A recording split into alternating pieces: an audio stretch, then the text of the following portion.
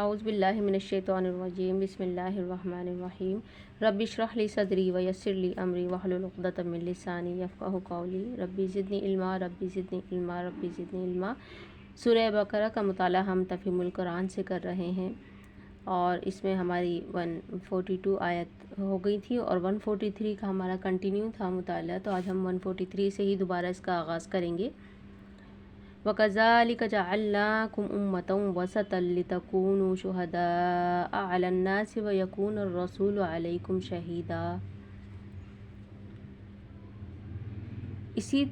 اسی طرح تو ہم نے تمہیں ایک امت وسط بنایا ہے تاکہ تم دنیا کے لوگوں پر گواہ ہو اور رسول تم پر گواہ ہو۔ وَمَا جَعَلْنَا الْقِبْلَةَ الَّتِي كُنْتَ عَلَيْهَا إِلَّا لِنَعْلَمَ مَنْ يَتَّبِعُ الرَّسُولَ مِمَّنْ يَنْقَلِبُ عَلَى عَقِبَيْهِ وَإِنْ كَانَتْ لَكَبِيرَةٌ إِلَّا عَلَى الَّذِينَ هَدَى اللَّهُ وَمَا كَانَ اللَّهُ لِيُضِيعَ إِيمَانَكُمْ إِنَّ اللَّهَ بِالنَّاسِ لَرَءُوفٌ رَحِيمٌ۔ پہلے جس طرف تم رخ کرتے تھے اس کو تو ہم نے صرف یہ دیکھنے کے لیے قبلہ مقرر کیا تھا کہ کون رسول اللہ صلی اللہ علیہ وسلم کی پیروی کرتا ہے اور کون الٹا پھر جاتا ہے۔ یہ معاملہ تھا تو بڑا سخت، مگر ان لوگوں کے لیے کچھ بھی سخت ثابت نہ ہوا جو اللہ کی ہدایت سے فیضیاب تھے۔ اللہ تمہارے اس ایمان کو ہرگز ضائع نہ کرے گا۔ یقین جانو کہ وہ لوگوں کے حق میں نہایت شفیق و رحیم ہے۔ تو یہ ایک اہم ہماری پاس آیت چلی تھی کہ اس میں امت وسط کا ذکر ہم نے پہلے بھی کہا تھا کہ امت وسط جو ہے نبی صلی اللہ علیہ وسلم کی امت کو، یعنی ہمیں امت وسط بنایا گیا ہے، یعنی جو پیغام اللہ نے نبی صلی اللہ علیہ وسلم تک پہنچایا، نبی صلی اللہ علیہ وسلم نے بکم وقاص یعنی جوں کا تو ہمارے تک پہنچا دیا۔ اب وہ جو ایک گراں اور بھاری ذمہ داری وہ ہمارے کاندھوں پر ہے کہ ہم اس ذمہ داری کو اور اس پیغام کو کس طرح سے لوگوں تک آگے تک پہنچاتے ہیں۔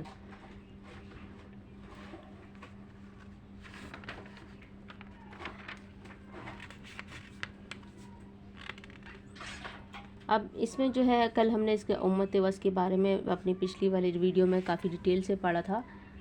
اب یہ ہے کہ ہم اس میں جو ہے آگے اس کے بارے میں پڑھیں گے کہ جو نبی قبلے کے بارے میں بات ہو رہی ہے کہ نبی رسول صلی اللہ علیہ وسلم کی آزمایا جا رہا ہے کہ کون رسول اللہ صلی اللہ علیہ وسلم کی پیروی کر رہا ہے، کون الٹا پھر جاتا ہے۔ تو اس سے یہ مقصود ہے کہ کون لوگ ہیں جو جاہلیت کے تعصبات اور خاک و خون کی غلامی میں مبتلا ہیں اور کون ہیں جو ان بدشوں سے آزاد ہو کر حقائق کا صحیح ادراک کرتے ہیں۔ ایک طرف اہل عرب اپنے وطنی و نسلی فخر میں مبتلا تھے اور عرب کے کعبے کو چھوڑ کر باہر کے بیت المقدس کو قبلہ بنانا ان کی اس قوم پرستی کے بت پر ناقابل برداشت ضرب تھا۔ دوسری طرف بنی اسرائیل اپنی نسل پرستی کے غرور میں پھنسے ہوئے تھے اور اپنے آبائی قبلے کے سوا کسی دوسرے قبلے کو برداشت کرنا ان کے لیے محال تھا۔ ظاہر ہے کہ یہ بت جن لوگوں کے دلوں میں بسے ہوئے ہوں وہ اس راستے پر کیسے چل سکتے تھے جس کی طرف اللہ کا رسول صلی اللہ علیہ وسلم انہیں بلا رہا تھا۔ اس لیے اللہ نے ان بت پرستوں کو سچے حق پرستوں سے الگ چھانٹ دینے کے لیے پہلے بیت المقدس کو قبلہ مقرر کیا تاکہ جو لوگ عربیت کے بت کی پرستش کرتے ہیں وہ الگ ہو جائیں۔ پھر اس قبلے کو چھوڑ کر کعبے کو قبلہ بنایا تاکہ جو اسرائیلیت کے پرستار ہیں وہ بھی الگ ہو جائیں۔ اسی طرح صرف وہ لوگ رسول اللہ صلی اللہ علیہ وسلم کے ساتھ رہ گئے جو کسی بت کے پرستار نہ تھے، محض خدا کے پرستار تھے۔ یعنی اس سے چھانٹ کے رکھ دیا ان لوگوں کو جو بت پرستی کرنے والے تھے یا جو کسی قوم پرستی میں کہ ہم عربی ہیں، ہمیں اجمیوں پہ فوقیت حاصل ہے اور ہمیں قبلہ جو ہے وہ اگر عرب میں نہیں ہوگا تو ہم جو ہے اس کی طرف وہ ہمارا قبلہ نہیں ہوگا۔ تو یہاں پہ الگ کر کے رکھ دیا اللہ تعالیٰ نے۔ قَدْ نَرَىٰ تَقَلُّبَ وَجْهِكَ فِي السَّمَاءِ فَلَنُوَلِّيَنَّكَ قِبْلَةً تَرْضَاهَا فَوَلِّ وَجْهَكَ شَطْرَ الْمَسْجِدِ الْحَرَامِ وَحَيْثُ مَا كُنتُمْ فَوَلُّوا وُجُوهَكُمْ شَطْرَهُ وَإِنَّ الَّذِينَ أُوتُوا الْكِتَابَ لَيَعْلَمُونَ أَنَّهُ الْحَقُّ مِن رَّبِّهِمْ وَمَا اللَّهُ بِغَافِلٍ عَمَّا يَعْمَلُونَ۔ یہ تمہارے منہ کا بار بار آسمان کی طرف اٹھنا ہم دیکھ رہے ہیں۔ لو ہم اسی قبلے کی طرف تمہیں پھیرے دیتے ہیں جسے تم پسند کرتے ہو۔ مسجد حرام کی طرف رخ پھیر دو، اب جہاں کہیں تم ہو اسی کی طرف منہ کر کے نماز پڑھا کرو۔ یہ لوگ جنہیں کتاب دی گئی تھی خوب جانتے ہیں کہ تحویل قبلہ کا یہ حکم ان کے رب ہی کی طرف سے ہے اور برحق ہے، مگر اس کے باوجود یہ جو کچھ یہ کر رہے ہیں اللہ اس سے غافل نہیں ہے۔ اب اس آیت میں جو ہے تحویل قبلہ کا باقاعدہ حکم دیا گیا ہے کہ آپ قبلہ چینج کر لیں۔ یہ ہے وہ اصل حکم جو تحویل قبلہ کے بارے میں دیا گیا تھا۔ یہ حکم رجب یا شعبان 2 ہجری میں نازل ہوا۔ ابن سعد کی روایت ہے کہ نبی صلی اللہ علیہ وسلم بشر بن برا بن معرور کے ہاں دعوت پر گئے ہوئے تھے۔ وہاں ظہر کا وقت آ گیا اور آپ لوگوں کو نماز پڑھانے کے لیے کھڑے ہوئے۔ صلی اللہ علیہ وسلم 2 رکعتیں نماز پڑھا چکے تھے کہ تیسری رکعت میں یک وحی کے ذریعے سے یہ آیت نازل ہوئی، اور اسی وقت آپ صلی اللہ علیہ وسلم کی اقتداء میں جماعت کے تمام لوگ بیت المقدس سے کعبے کے رخ کی طرف پھر گئے۔ اس کے بعد مدینہ اور اطراف مدینہ میں اس کی عام خبر کر دی گئی۔ برا بن عازب کہتے ہیں کہ ایک جگہ منادی کی آواز اس حالت میں پہنچی کہ لوگ رکوع میں تھے، حکم سنتے ہی سب کے سب اسی حالت میں کعبے کی طرف مڑ گئے۔ انس بن مالک کہتے ہیں کہ بنی سلمہ میں یہ اطلاع دوسرے روز صبح کی نماز کے وقت پہنچی۔ لوگ 1 رکعت پڑھ چکے تھے کہ ان کے کانوں میں آواز پڑی، خبردار رہو، قبلہ بدل کر کعبے کی طرف کر دیا گیا ہے۔ سنتے ہی پوری جماعت نے اپنا رخ بدل دیا۔ خیال رہے کہ بیت المقدس مدینے سے عین شمال میں ہے اور کعبہ بالکل جنوب میں۔ نماز باجماعت پڑھتے ہوئے قبلہ تبدیل کرنے میں لا محالہ امام کو چل کر مقتدیوں کے پیچھے آنا پڑا ہوگا، اور مقتدیوں کو صرف رخ ہی نہ بدلنا پڑا ہوگا بلکہ کچھ نہ کچھ انہیں بھی چل کر اپنی صفیں درست کرنی پڑی ہوں گی۔ چنانچہ بعض روایت میں یہی تفصیل بھی مذکور ہے۔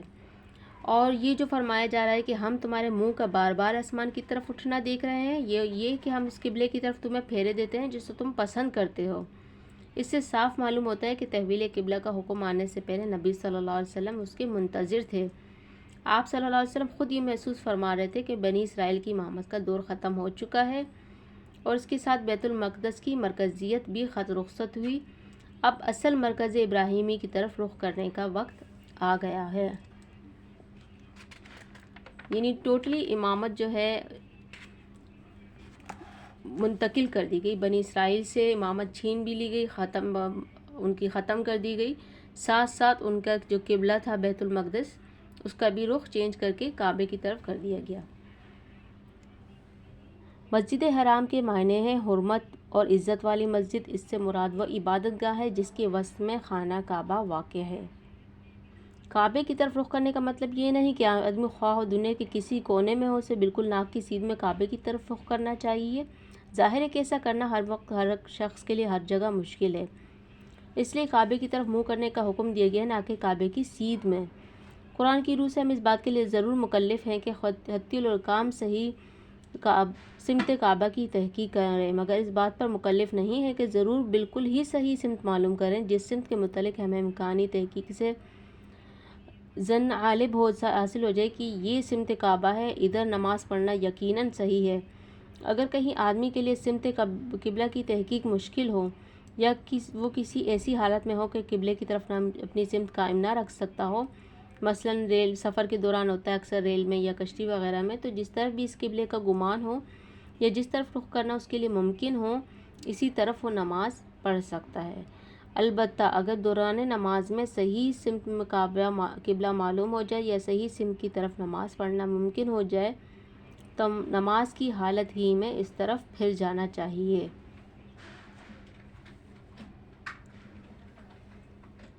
وَلَئِنْ أَتَيْتَ الَّذِينَ أُوتُوا الْكِتَابَ بِكُلِّ آيَةٍ مَا تَبِعُوا قِبْلَتَكَ وَمَا أَنْتَ بِتَابِعٍ قِبْلَتَهُمْ وَمَا بَعْضُهُمْ بِتَابِعٍ قِبْلَةَ بَعْضٍ وَلَئِنِ اتَّبَعْتَ أَهْوَاءَهُمْ مِنْ بَعْدِ مَا جَاءَكَ مِنَ الْعِلْمِ إِنَّكَ إِذًا لَّمِنَ الظَّالِمِينَ۔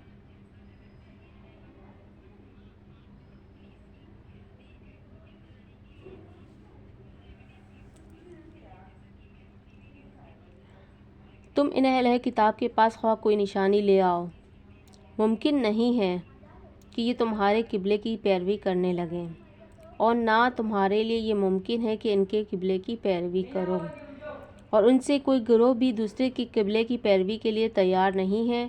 اگر تم نے اس علم کے بعد جو تمہارے پاس آ چکا ہے ان کی خواہشات کی پیروی کی تو یقیناً تمہارا شمار ظالموں میں ہوگا۔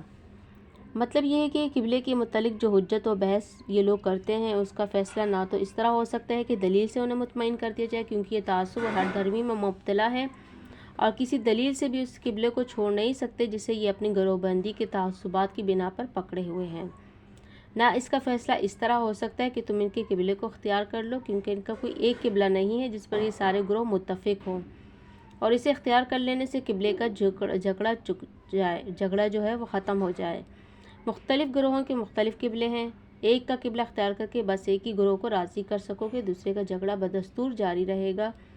اور سب سے بڑی بات یہ کہ پیغمبر کی حیثیت سے تمہارا یہ کام ہے ہی نہیں کہ تم لوگوں کو راضی کرتے پھرو اور ان سے لین دین کی اصولوں پر مصالحت کیا کرو۔ تمہارا کام تو یہ ہے کہ جو علم ہم نے تمہیں دیا ہے سب سے بے پرواہ ہو کر اس پر سختی کے ساتھ قائم ہو جاؤ۔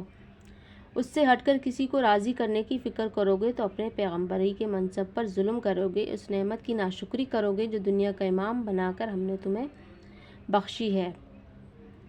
الذین آتیناہم الکتاب یعرفونہ کما یعرفون ابناءہم وان فریقا منہم لیکتمون الحق وہم یعلمون۔ جن لوگوں کو ہم نے کتاب دی ہے وہ اس مقام کو جسے قبلہ بنایا گیا ہے ایسا پہچانتے ہیں جیسے اپنی اولاد کو پہچانتے ہیں، مگر ان میں سے ایک گروہ جانتے بوجھتے حق کو چھپا رہا ہے۔ یہ اب عرب کا محاورہ ہے کہ جس چیز کو آدمی یقینی طور پر جانتا ہے اور اس کے متعلق کسی قسم کا شک یا اشتباہ نہ رکھتا ہو تو اسے یوں کہتے ہیں کہ وہ تو اس چیز کو ایسے پہچانتا ہے جیسے اپنی اولاد کو پہچانتا اور جانتا ہے۔ یعنی جس طرح ہم اسے اپنے بچوں کی پہچاننے میں کوئی شک و شبہ نہیں ہے، اس طرح بلا کسی شک کے یقینی طور پر اس چیز کو بھی جانتا ہے۔ یہودیوں اور عیسائیوں کے علماء حقیقت میں یہ بات اچھی طرح جانتے تھے کہ کعبے کو حضرت ابراہیم علیہ السلام نے تعمیر کیا تھا، اور اس کے برعکس بیت المقدس اس کے 1300 برس بعد حضرت سلیمان علیہ السلام کے ہاتھوں تعمیر ہوا اور انہی کے زمانے میں قبلہ قرار پایا۔ اس تاریخی واقعے میں ان کے لیے ذرہ برابر کسی اشتباہ کی یا شک کی گنجائش نہ تھی۔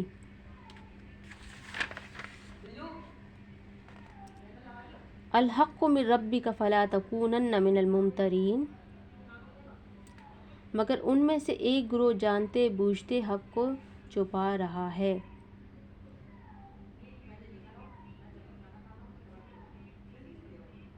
یہ قطعی ایک امر حق ہے تمہارے رب کی طرف سے، لہٰذا اس کے متعلق تم ہرگز کسی شک میں نہ پڑو۔ صدق اللہ العظیم۔ آج ہمارے 17 رکوع کمپلیٹ ہو گئے ہیں اور آیت نمبر 147 تک ہم نے مطالعہ کیا ہے۔ اللہ تعالی ہمیں اس پر عمل کرنے اور اس پیغام کو دوسروں تک پہنچانے والا بنائے۔ آخر دعوانا الحمد للہ رب العالمین۔